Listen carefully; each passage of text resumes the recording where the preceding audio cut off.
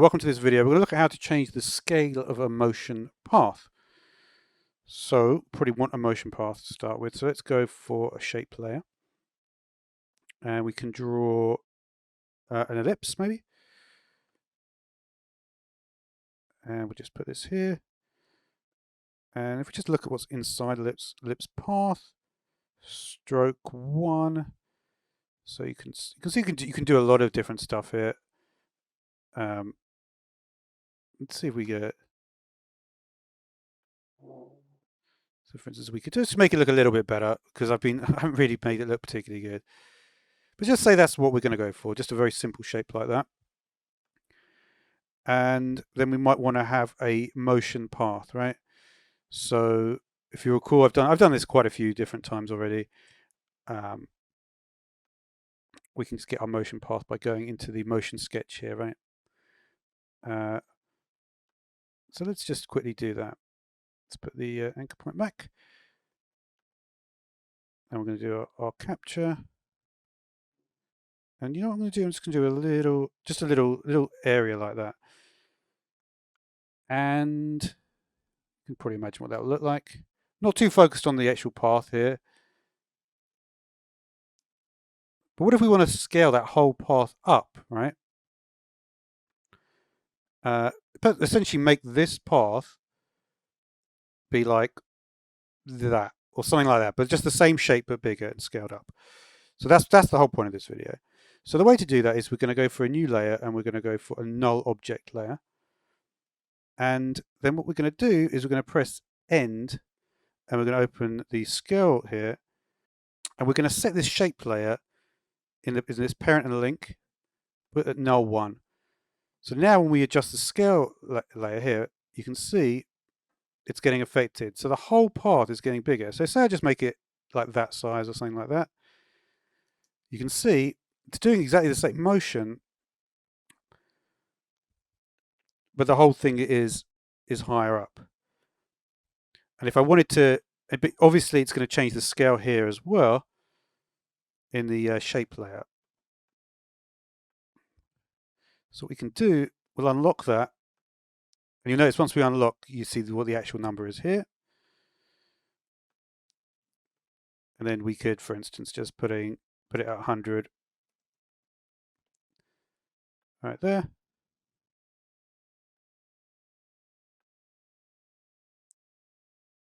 You can see it's just a bigger motion path than what we started with. So yeah, so just to clarify, this is actually what's going on normally. And you can see the speed is all over the place. And if we make them all roving, that's when it becomes a straight line. So the speed becomes constant. And then if we convert it to easy ease, you get a smooth curve. At this point, if we go straight to easy ease, you don't get a smooth curve because it's only interpolating between the different points. That's essentially useless. So essentially you have to do the combination of the roving then the easy ease to get that smooth curve. So once again, rove to get the straight line. One of these buttons is easy ease, that one as well.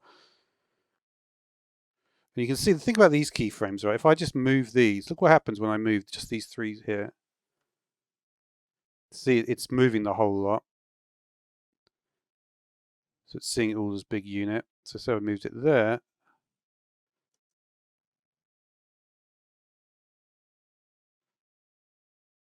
We sped it up at the end. Let's see how that's affected the graph. Yeah, as you might expect. So that's the difference between what I just did. Okay, so we're going to do new composition from footage. And we're going to choose a clip that we have here. So let's just try Bumblebee on flowers here. And you can see it's created a new composition. Okay, so what we're going to do is we're just going to change the work area. So say we want it just a few seconds here. Okay, so you can see with the green bar it's all rendered properly. Alright, so what can you actually change with the wiggler effect? Well, we could look at the position keyframes, but I guess in this clip we're not actually going to be changing the size of it. If we do scale, for instance, okay, so let's change the scale. So we say 15 and then magnitude of 4. Let's see what that's done to it. So you can see I've set it to the X coordinate, so that's sort of like making it move in a funny way in X. Let's try it with the Y coordinate.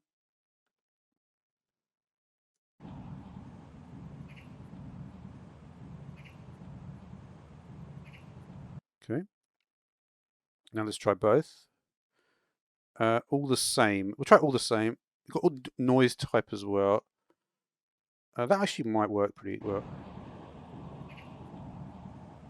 This is like a sort of, you imagine sort of like a YouTube effect, this sort of thing. It makes the clip look a lot cooler if you do something like this, right? So yeah, all the same 15.4. I think like that is generally, so it looks like that. Let's do high frequency and we'll keep the magnitude the same, and then we'll do the opposite. So we'll do, instead of do a frequency of 100 per second, already looks denser in the keyframes, right?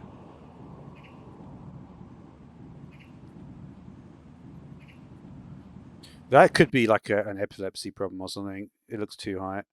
And then let's try the other way around. So we'll put this back to 15, we'll put that at 100, making sure we actually, so let me just get rid of that. Yeah, that's right, isn't it? I think so.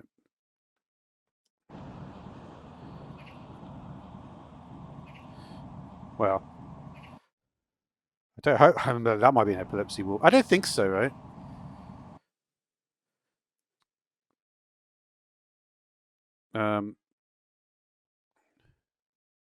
Well, we have a really low frequency. What would that do to this, I wonder? 2 and 100.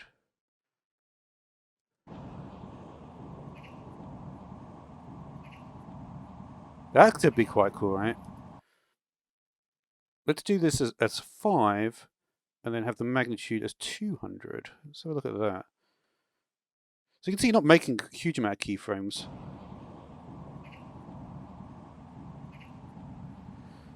If we were, I mean, it just so happens the B is right in the middle, but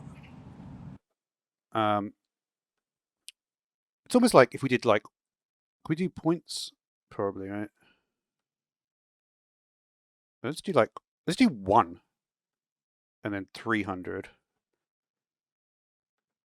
Yeah, then you just get 1. See, that's actually potentially a lot more useful, right? That adds a lot of value to the clip. But the great thing about this, right, is that it's not just, okay, I've been messing around with scale. You can do this with like everything. What about rotation? Maybe I'll do rotation. I'll keep the scale on there as well, just to see what's going on here. So we'll do a rotation here, and then put another one there. So it's already doing that. So we could do something with the rotation. You can also do opacity. Opacity would do some interesting effects, like make it a flickering effect. We'll do rotation.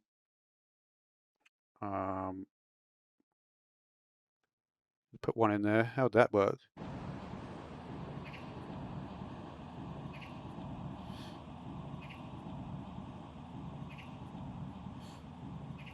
I'm not sure rotation's gonna.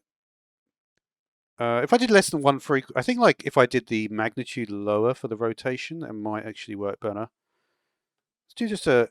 If we did like, maybe just like a more subtle effect, right?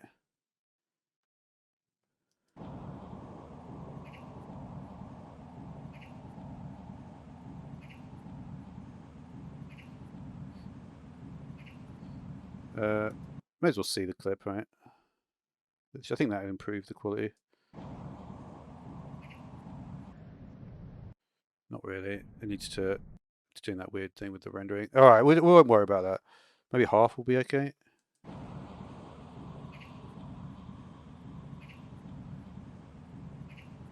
I think in terms of zooming, it's not bad to rotate while zooming. So we'll do rotation here, and we'll go say 720 degrees. So it's going to be 2 full rotations. Let's take a look. So you can see we're rotating clockwise. What we could do then is we right click here, keyframe assistance, and time reverse keyframes. Now we're rotating anti-clockwise. So that's a simple way to do that task rather than manually doing it. All right, now let's do something with the scale. So the scale, so we want it to get larger. So we'll go from 0 and we'll go to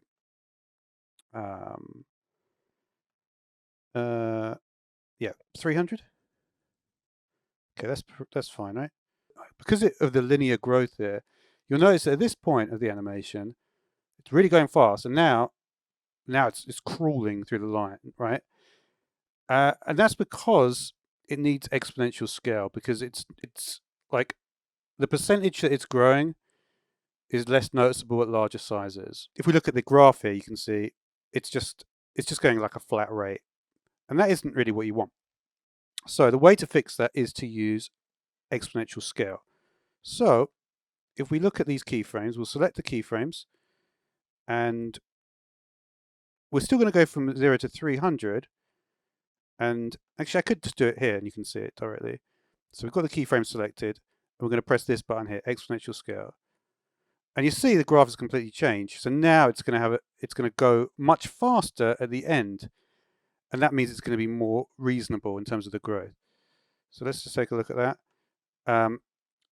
We'll just start here as the work area. Let's just start the work area a little bit later, because obviously it's so little at the beginning, it's barely noticeable. So we'll just do the work area here. You can see that way it seems to be smoothly increasing in size, right? And that's the way that you can scale objects up, and it looks like it's going at exactly the same speed rather than that slowdown at the end. And that's really all I wanted to talk about today, so thanks for watching.